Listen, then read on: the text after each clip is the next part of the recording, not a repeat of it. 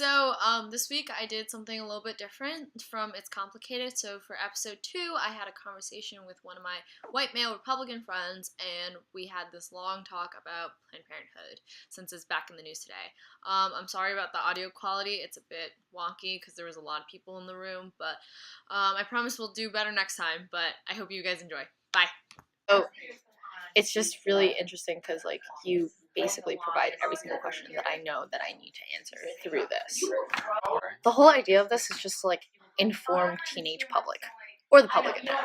Yeah, because nobody knows anything. More people need it. Well, yeah, and the thing about, news networks, it's, they frame it to us, especially as, we're too young.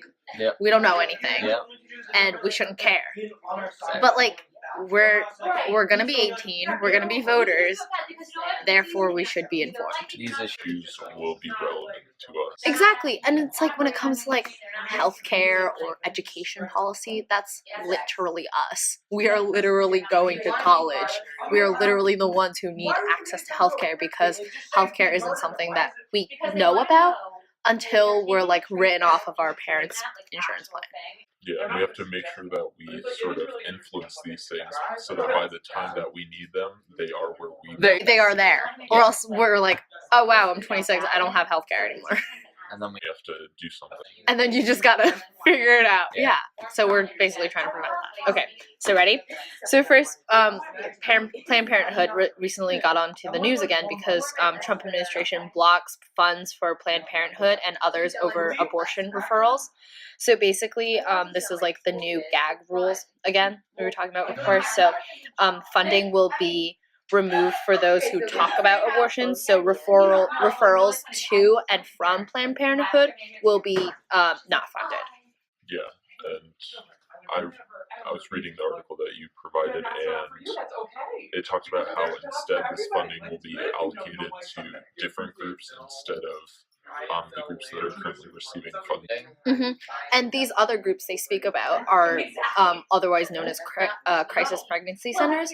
So CPCs are basically organizations that basically have the ability to exploit girls who are in need of healthcare. So if you think you have an STD, you think you're pregnant, or you think something's wrong and you need to get it checked, they tend to crop up around public colleges. And these are where people are the most vulnerable, and they can just use whatever healthcare they have access to. And these people are rarely certified. They're rarely in practice. So these places force girls to not have an abortion. Abortions are not an option, and they won't be provided to them. They won't be spoken about. They'll be basically shamed into having the child. And so wait, who are these centers run by? Anyone. So they can be volunteers. A lot of them are church-based groups. So especially with abortions, there's this whole myth that abortions happen right before the child is born, they're ripping babies out of the womb. That's not true. Most abortions happen within the first trimester. And then if they do happen later in the pregnancy, it's not because it's an unwanted pregnancy, it's because of complications. So the child is in pain, or the mother can't physically deliver the child, and they need to be removed for the safety of the parent. And for these programs to basically be in place and say this is not an option, it's just kind of taking advantage or being a manipulative of information. So we talk about how information is power, and we go to school to gain knowledge. This is the epitome of it in the real life, in real world.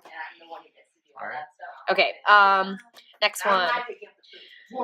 So Planned Parenthood services, only 3% of them are abortions. And all the other ones are education, contraception. Yeah, and the thing is, tax dollars don't actually pay for these abortions.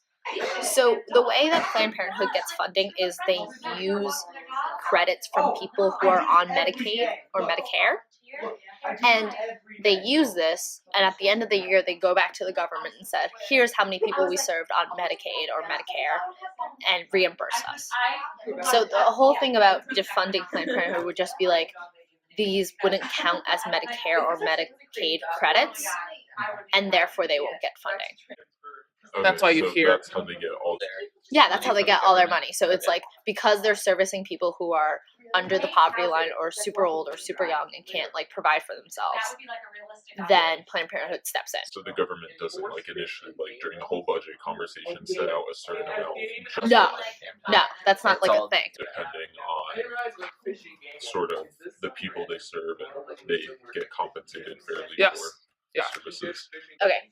And then they talk about 80% of patients receive services to prevent unintended pregnancies. Mhm. So I think this is super important because like the whole idea of Planned Parenthood is like you don't have an unintended pregnancy. Yeah. And if Family you don't, planning. yeah, if you don't have an unintended pregnancy, then you won't get an abortion. Yes. So if you defund the thing that prevents unintended pregnancies, that causes more people to go towards the route of abortion. And then so they also provide sexual education for 1.5 million young people. So people like not like us where we have Yeah. a sex ed class in school. And those teachers are actually certified. They're not Yeah. just gym teachers. Do you know what I mean? Like we're really lucky that our gym teachers are actually certified in wellness or health. Like, and other schools it's like gym teachers who like point at a diagram. You know what I'm talking about? Like in Yeah. Mean Girls where Yeah. he's like, you will get The pregnant and you will stereotypical die. Teacher. Exactly, the stereotypical teacher. And so 34% of their services are also to contraceptives. And that's where I like go back to the irony. Like if you defund contraceptives, that leads to more unintended pregnancies, therefore more abortions. So wait, 34% was contraceptives, and how much percent was abortions? 3. And so what's the other remainder of that? Just education? Yeah, so 42% of what they do is also STD screening Oh, yeah. and treatment. So it's like preventing disease or figuring out if Diagnosing disease. diagnosing disease and make sure you get the treatment so that disease doesn't get passed on to another Yeah. person. So they're like their whole policy is basically like contain disease, don't let it spread. Yeah, exactly. They're also involved in a lot of research projects. So from 2013 to 2014, they were in more than 70 research projects. And so another important point is for people without healthcare benefits, Planned Parenthood could be the only place where they get healthcare. So cancer screenings, OBGYN appointments, birth control, STD screens, things like that. Do you know what any of those studies were that they sort of... Not sure, but I'll see if I can find something and Okay. stick it in there. Yeah. Planned Parenthood also does counseling for those struggling with sexual assault or pregnancy. So, literally taking away resources, and the government is essentially saying that they don't care about survivors or people who can't afford healthcare. And for me, that's like super important as like healthcare right now isn't just there for everyone. Like after the Affordable Care Act passed, millions more Americans got healthcare. But then like if this healthcare gets repealed or replaced or just repealed, we don't know what's going to happen. We don't know what's the next step. Yeah. And it sort of seems like this would be a good fallback for some things in case healthcare does change in the future. Yeah, so Planned Parenthood basically is like all of our fallback plans. Like Planned Parenthood isn't just for women or girls. It's like they do men's screenings. They provide like contraceptives even for men. So we kind of need to shift the whole idea that Planned Parenthood is only for if you're pregnant or you need to get an Change IUD. the Image to being sort of a more inclusive and sort of a service for the people instead of being something for a specific group. This is for everybody. Everybody can take advantage of the services they Yeah. provide. Yeah.